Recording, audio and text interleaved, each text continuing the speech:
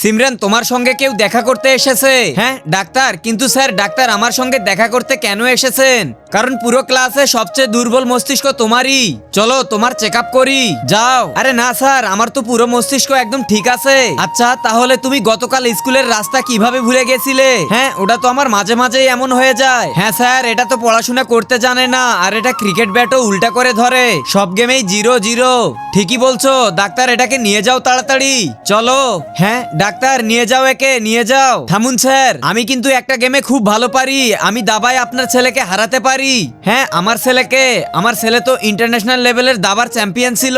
আরে দাবা খেলতে তো মাথা লাগে, আর সেটা তো তোর কাছে নেই। এতেই বোঝা যায় মেয়েটা সত্যিই পাগল। যদি তুমি আমার ছেলেকে দাবায় হারাতে পারো তাহলে আমি আমার মাথা মুন্ডু করব। হোক কম্পিটিশন, দেখি চলো। আমাকে হারাতে এসেছে, এই নাও তোমার আরেকটা গুটি খেলাম, আর এটা চেক। হ্যাঁ তোমার মতো পাগল মেয়ে কিভাবে আমার ছেলেকে হারিয়ে দিল? হয়তো আমি অন্য জিনিসে দুর্বল, কিন্তু আমি অনেক ভালো দাবা খেলতে পারি।